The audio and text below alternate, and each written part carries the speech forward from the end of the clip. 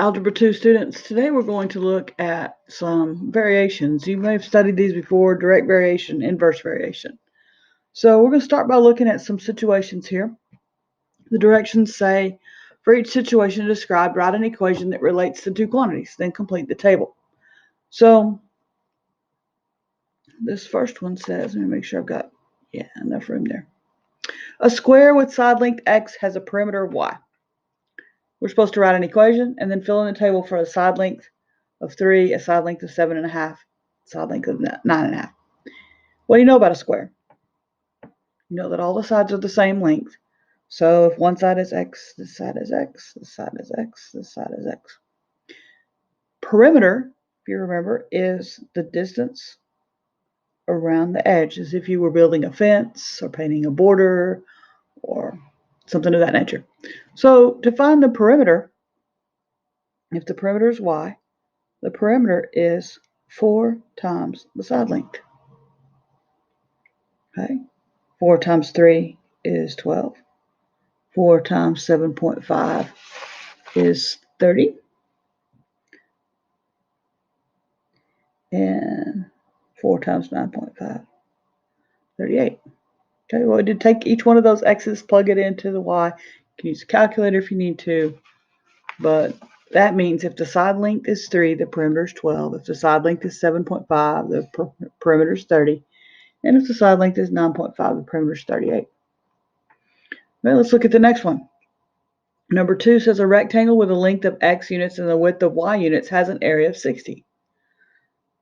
Remember that our formula for area of a rectangle is length times width, or you may have learned it as base times height. It's the same thing. So if we know that the area is 60, the length times the width equals area. Now,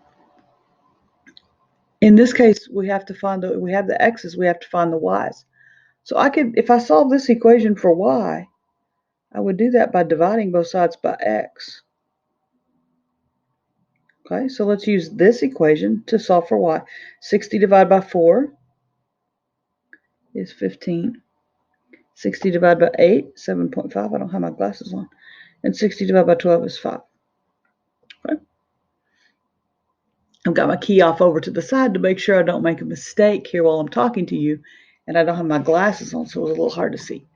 All right, so where are we at? Let's see. We found the perimeter in the first one. We found the length and the width if we were given the area in the second one. Okay, let's keep going. Sorry, there's paper rattling there.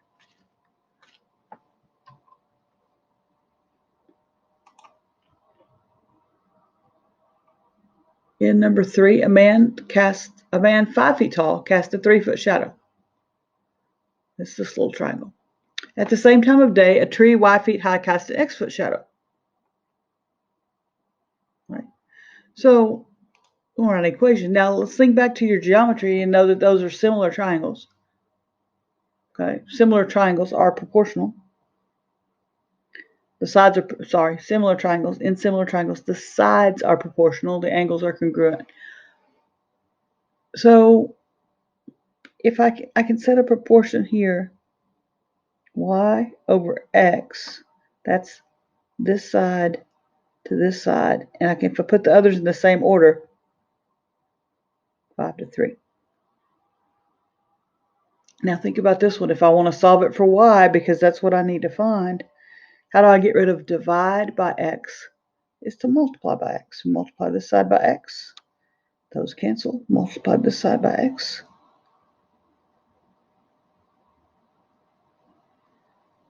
Okay, there's my equation. I can use that equation to fill in my table. So if the height, this is at the same time of day, a tree y feet high. So if the shadow is 4.5 feet, 5/3 times 4.5 is 7.5. 5/3 times 9 is 15. And 5/3 times 10.5. Okay, take these, plug them in for that x.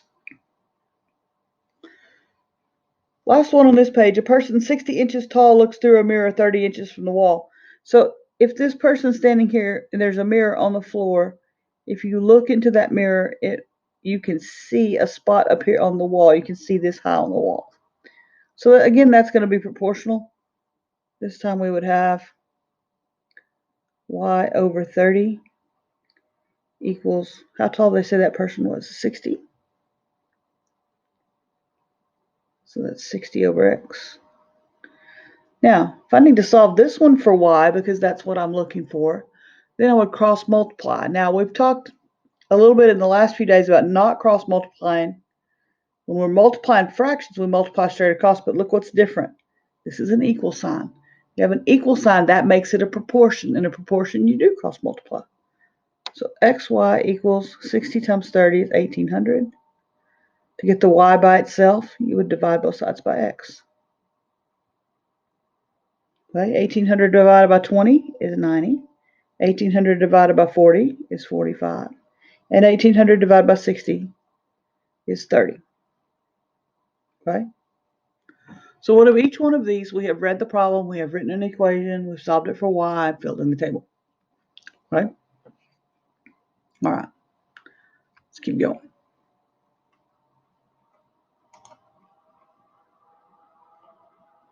All right, we have some people here renting buses. Number 5 says for X people to travel, the cost Y in dollars for renting a bus at $7.50 per person. Again, we're writing an equation and filling in the table. So if you're going to rent this bus, the charge is $7.50 per person. We need to write an equation to represent the total cost.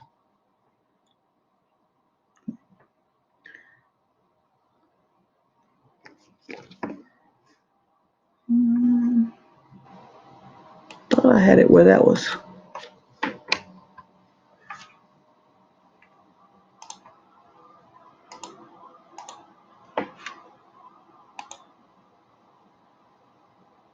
Okay.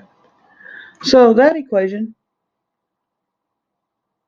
drawing tool going again, is y equals 750 times the number of people, which is x.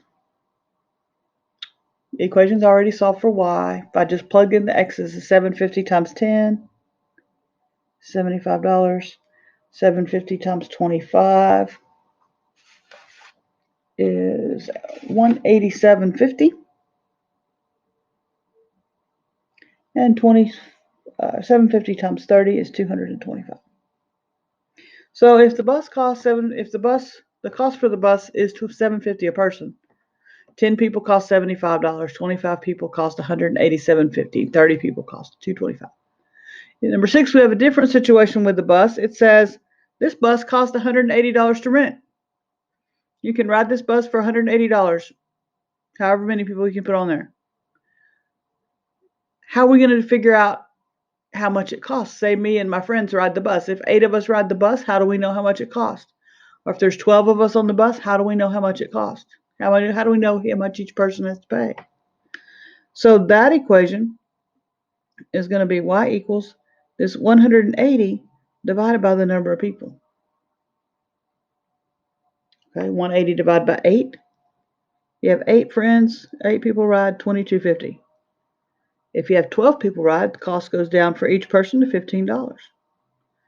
And if you have 30 people ride, the cost goes down for each person to $6. Right? All right, so we've worked 6 problems where we've read the problem, we set up an equation, and we filled in the table. Now, this asks us, what do problems 1, 3, and 5 have in common? So I'm going to switch over here for just a second. There's problem number 1 with the square. Look at the equation. Look at the table. What do you notice about the equation? What do you know about the table? What's happening to the x's? What's happening to the y's? As these x values increase in number 1, what happens to the y's? You'll notice they also increase. What about problem number 3? The equation is y equals 5/3 x. As the x's increase, what happens to the y values? They also increase. What else? I wanted to compare that to number 5. So let's look at number 5. Y equals 750 times x. Okay, where as the x values increase, the y values increase. Now, let's go back and compare that to 2, 4, and 6. Number 2, look at number 1, we're multiplying by 4x. And number 2, we're dividing by x. Multiplying, dividing. This is as the x's increase, the y's decrease. At number 4. Whereas number 2 or 3, sorry, we were multiplying, and 4 we're dividing. As the x's increase, the y's decrease. Sorry, late night. Okay, in this one, again, we're dividing. And as the x's increase, the y's decrease. So if you look at this, make this bigger. Problems 1, 3, and 5 have in common that as the x increases, the y increases. As your x values go up, so do your y values. X and y have a constant ratio. Those equations where y equals 4x, y equals 5/3 x, and y equals 750x. You are multiplying everything by a constant rate. Every x value in that table you multiplied by the same thing. In number 1, you multiplied everything by 4. In number 3, you multiplied everything by 5/3. In number, whatever that was when it was a bus, you multiplied everything by 750. You notice it says the equation is y equals kx. That k is a constant of variation. In number 1, the constant was 4 because we multiplied everything by 4. In number 3, the constant was 5/3 because in the tree problem, we multiplied everything, every x value by 5/3. And in number 5, the bus problem, where it was 750 per person, we multiplied the number of people by 750. That was the k. That k is a constant of variation. It's going to be important in these.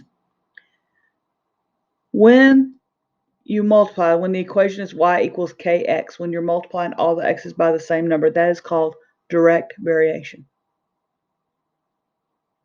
Okay, that is called direct variation.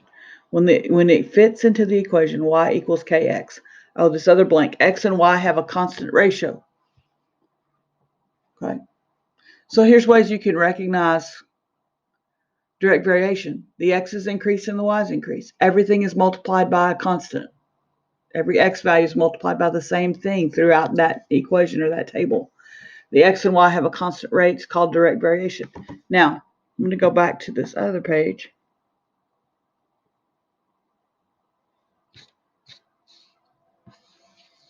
And we're going to work this problem.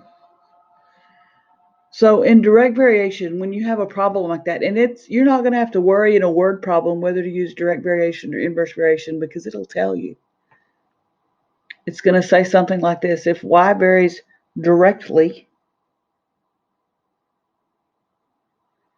as x and y is 12 when x is 8, then what is y when x is 24? It tells you right there directly. That's ugly directly, isn't it? Try again, see if I can do better. That's much better. Okay. If it says y varies directly, then we know we're going to use the equation y equals kx.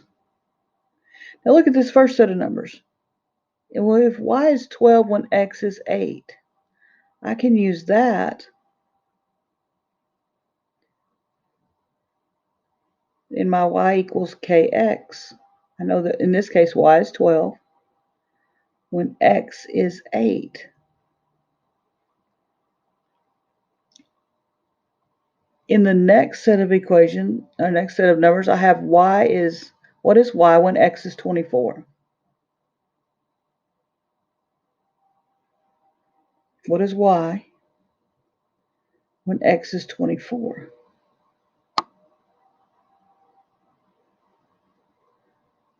With this one, I have everything but the k. I can use that to solve for k. Solve for k by dividing by 8. So you'd have k equals 12 divided by 8 is 1.5. Or you could just reduce the fraction and use 3/2. It really doesn't matter. Okay. So if k is 1.5 or 3/2, then I can plug that in over here. Instead of k, I now know that k is 1.5. 1.5 times 24 is 36. So if y varies directly as x, and y is 12 when x is 8, then what is y when x is 24? It's 36. Use the first set of numbers. I'm pointing, and I don't think you can see I'm pointing at my screen. Well, use the first set of numbers, y is 12 when x is 8. Use that x and y to find k. And then take that k value and plug it in with your other set of numbers where it gives you what is y when x is 24. You know already that k is 1.5. Use that with the x to find the y. Okay? And again, it tells you right in the problem, use direct variation. Okay? All right, let's look at this other one. We're comparing problems 2, 4, and 6. We talked about that those were dividing. Okay, look at divide by x in number 2, divide by x in number 4, divide by x in number 6. This is what do 2, 4, and 6 have in common? If as the x increases, the y decreases, x and y have a constant product in that one. Every time you multiply the x and y, you get the same thing. Let's look back at that. Maybe. Okay, every time I multiplied x times y, I got 180. The reason this shows divide is because we got the y by itself. 8 times 2250 is 180. 12 times 15 is 180. 30 times 6 is 180. Constant product. Look at this one. xy equals 1800.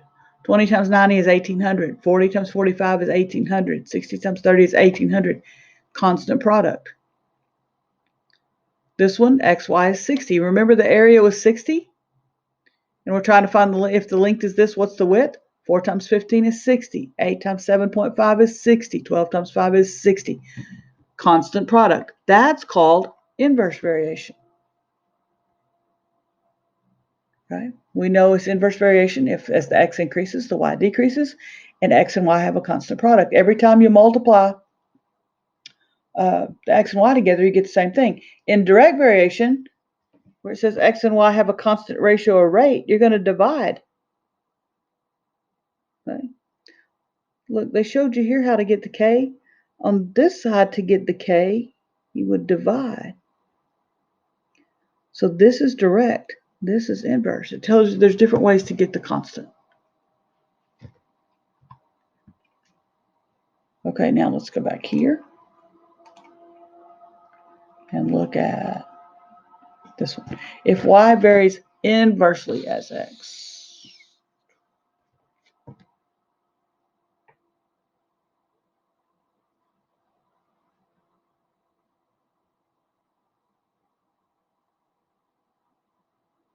so see that word inversely right there is going to tell you that you're using this. If you're trying to find k, multiply x times y. If you're trying to find y, you do k divided by x. This is inverse variation. And you know from the problem to use inverse because it says inversely. Okay, so what do we know? Y varies inversely x. Y is 12 when x is 8. So we have x and y. We need k, so we're going to use this. X times y. 8 times 12 is 96. What is y when x is 24? What is y? We're going to use this one. Our k is 96. Our x is 24. 96 divided by 24 is 4. Okay, that's direct and inverse variation. How do they compare? All right.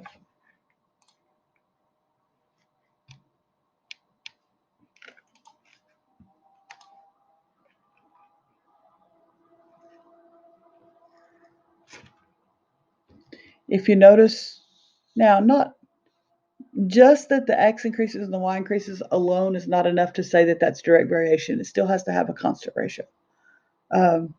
Just because it increases, the x increases, the y decreases, and not enough for inverse, you have to know that it has a constant product. Okay. All right, let's see about some practice with this. I'll do a couple of these with you and then I'll let you finish it up.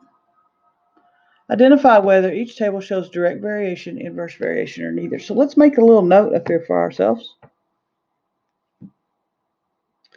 That direct variation is y equals kx, or if I need the k, that k is going to be y divided by x. If it's inverse, that's going to be xy equals k, or if I need the y. Now look at these tables. What do we have? We have the x and the y. We need the k. So if it's this, that's going to be direct. If it's this, that's going to be inverse. Okay, look at number 1. As the x's increase, 4, 5, 8, the y's decrease, 1, 10, 88, 55. So that might be inverse. It's not going to be direct, is it? Because we know in direct, both values increase. So it might be inverse. So let's check it to see if all the x, y's give us a constant. In other words, if I multiply the x and y through that table, I should get the same thing. 4 times 110 is 440. 4 or 5 times 88 is 440. 8 times 55 is 440. So this is inverse. Okay. How do we know it's inverse? Because we check as the x's increase, the y's decrease, and we have a constant product. Every time we multiplied x and y, we got the same thing. Okay, that's inverse.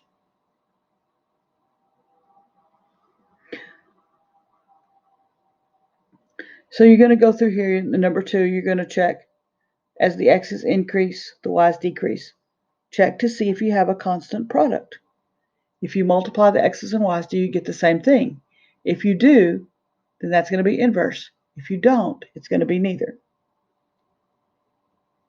In number 3, the x's increase and the y's decrease. Okay, so you've got to check it. If you have a constant product, then you have inverse variation. If you don't have a constant product, then you have neither. Number 4, the x's increase, the y's also increase. So you're going to check to see if you have a constant ratio. So you're going to do, for this one, k equals y divided by x. So you would divide y divided by x, y divided by x, y divided by x. If you get the same thing, it's direct. If you don't get the same thing, it's neither. All right. Let's take a look at these others. Again, you need to finish this. I'm not going to do every single one with you. I gave you an example, talked you through how to set those up. Let's move on. Solve each problem. If y varies directly as x.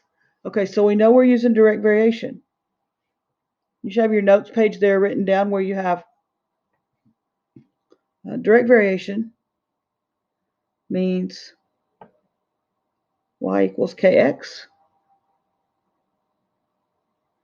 or k equals y divided by x. This one is solved for y, that one's solved for k, but that's direct variation. It says y is 20 when x is 5. So if I have x and y, I'm missing the k.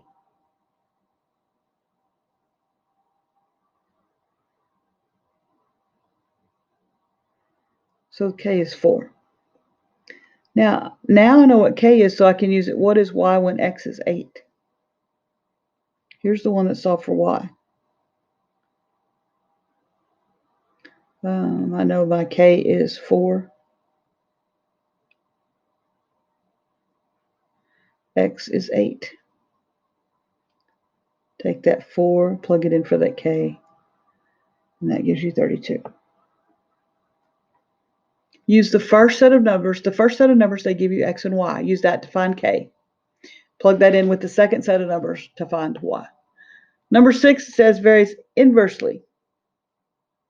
So I know my equations for inverse are xy equals k. If I'm looking for the k, I multiply x and y. If I'm looking for the y, I do k divided by x. All right, let's look. What does it say? First set of numbers. Y is 20 when x is 5. I'm going to use this. Y is 20 when x is 5. Use that form to find k. K is 100. Now I'm going to take that and plug it in right here. What is y when x is 8? 100 divided by 8 is 12 and a half. Okay, follow those examples to finish those other. That gives you 1, 2, 3, 4 plus 3 tables. And then you're done. Happy weekend.